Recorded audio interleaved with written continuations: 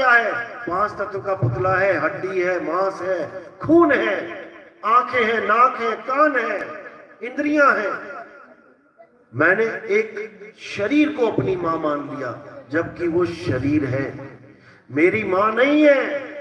मेरी मां कौन है? जो उस शरीर को अंत में छोड़ के चली जाएगी, वो है मेरी मां।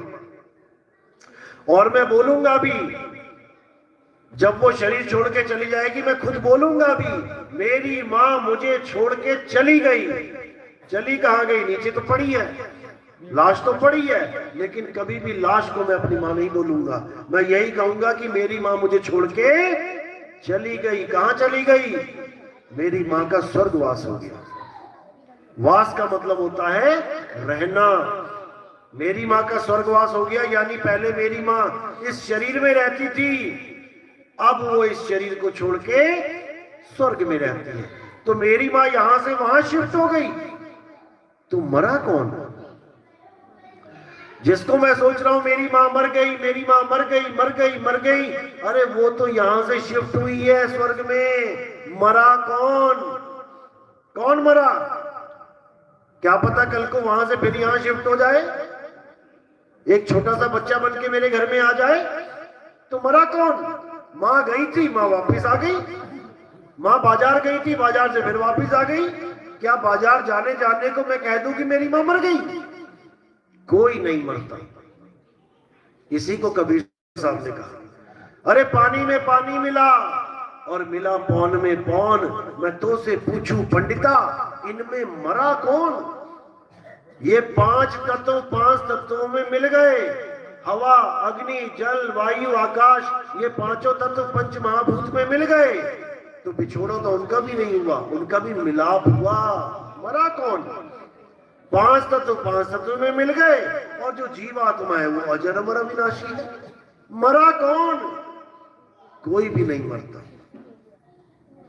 जब तक हम ये समझ रहे हैं कि मैं मरूंगा, मेरे पापा मरेंगे, मेरी मम्मी मरेगी, तब तक हम समझ ही नहीं पा रहे हैं कि हम हैं क्या। हम अपने आप को शरीर मान के जीवन बर्बाद कर देते हैं। जबकि आत्मज्ञान क्या कहता है? कबीर साहब कहते हैं इस दुनिया में सबसे ऊंचा ज्ञान है आत्मज्ञान। अरे जल में मीन प्यासी, मोह देखत आवे हासी। आत्मज्ञान बिना नर भटके, कभी काबा कभी काशी। कौन सा ज्ञान चाहिए हमें? आत्मज्ञान। आत्मज्ञान बिना नर भटके। आत्मज्ञान का मतलब ये नहीं है कि तुम किसी गुरु के पास जाओ, गुरुजी मुझे परमात्मा चाहिए, गुरुजी कहे ले बेटा मंत्र जप। मंत्र जपने का मतलब ये नहीं होता है आत्मज्ञान कि आदमी आया उसको भी मंत्र दे दिया ये जप, औरत आई उसको भी मंत्र दे दिया ये जप। जपने से आत्मज्ञान नहीं होता। आत्मज्ञान की पहली क्लास है कि उनको बोध कराया जाए कि ना तुम आदमी हो, ना तुम औरत हो, तुम एक आत्मा हो। ये ABCD है आत्मज्ञान की। पहले तुम्हें पता तो लगे मुझे ज्ञान लेना किसका है, आत्मज्ञान किसको कहते हैं। जैसे आत्म कथा किसे कहते हैं? अपनी कथा लिखना, वो है आत्म कथा। किसी और की कथा लिखोगे वो कभी आत्म कथा नहीं कहलाएगी। आत्महत्या, अपने शरीर की हत्या करने को आत्महत्या कहते हैं। किसी और की हत्या करोगे आत्महत्या नहीं कहलाएगी। आत्म निर्भर, खुद पे निर्भर हो जाना ही आत्मनिर्भर कहलाता है। दुनिया पे निर्भर हो जाओगे तो आत्मनिर्भर नहीं कहलाएगा। आत्म रक्षा, खुद की रक्षा करना आत्म रक्षा कहलाता है। गांव की रक्षा करोगे आत्म रक्षा नहीं कहलाएगी। आत्म कल्याण, खुद का कल्याण करना ही आत्म कल्याण होता है। किसी और का कल्याण करना आत्म कल्याण नहीं कहलाएगा। इसी प्रकार आत्म ज्ञान यानी खुद का ज्ञान हो जाना ही आत्म ज्ञान है, ना कि किसी भगवानों के नाम जपने। जब तक तुम किसी और पे आस लगा के बैठे हो कि कोई और मेरा कल्याण करेगा, तुम्हारा आत्म कल्याण हो ही नहीं सकता, क्योंकि खुद से खुद का कल्याण करना ही आत्म कल्याण होता है। बस इसी को समझना है।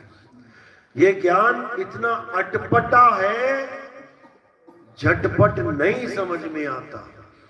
लोग बोर होके उठ जाते हैं, क्या आत्मा आत्मा लगा रखा है, जबकि सारे ग्रंथ इसी आत्मा पे टिके हुए हैं।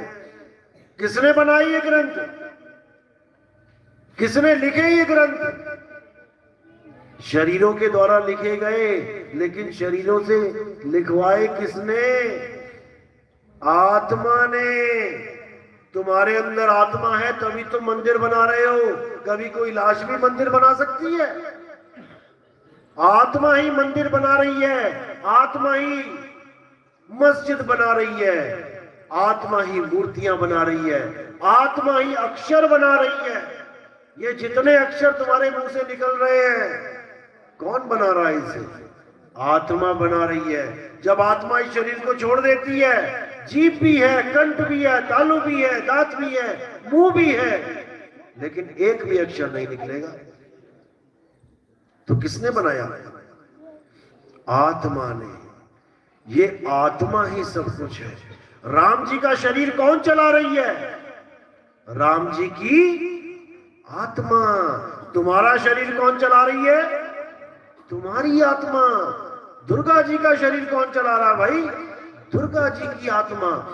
हम सबका शरीर चलाने वाली आत्मा है। और आत्मा किसी मंदिर में नहीं है, किसी मूर्ति में नहीं है। अगर मूर्ति में आत्मा होती तो तुम जब उसको माथा टेकते, वो तुम्हारे सिर पे हाथ रख देती।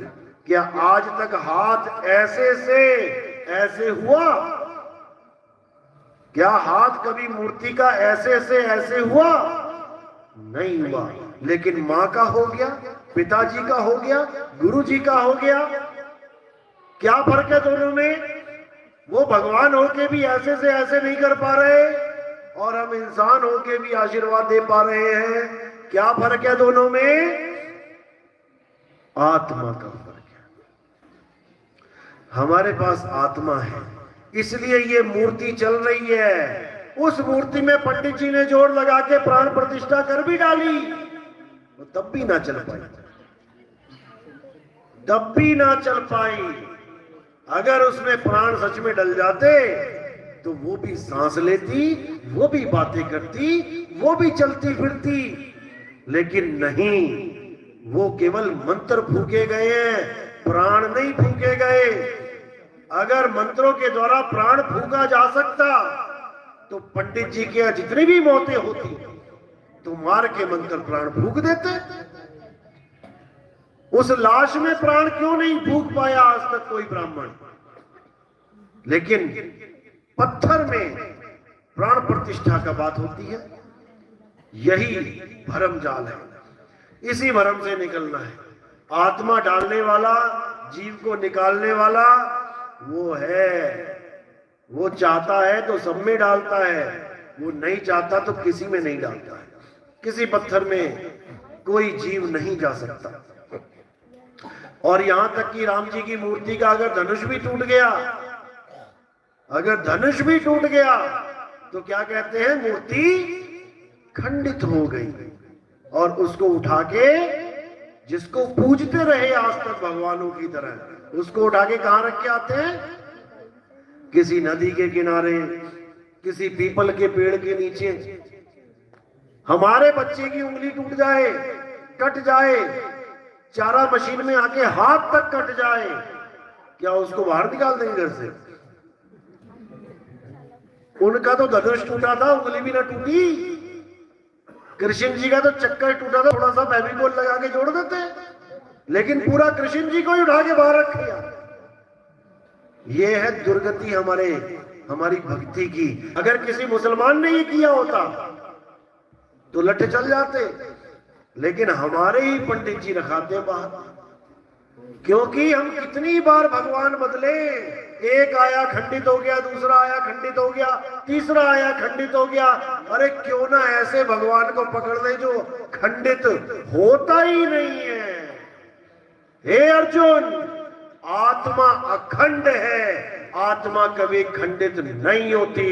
जो आत्मा को जान लेता है वो उस अखंड अविनाशी के साथ जुड़ जाता है, उसके बाद उसे बार बार बार भगवान बदलने की जरूरत नहीं पड़ती। तो असली ज्ञान आत्म ज्ञान है। आत्म ज्ञान के अलावा कोई भी ज्ञान पूर्ण ज्ञान नहीं है। ज्ञान है लेकिन उच्च ज्ञान नहीं है, पूर्ण ज्ञान नहीं है। तो इसीलिए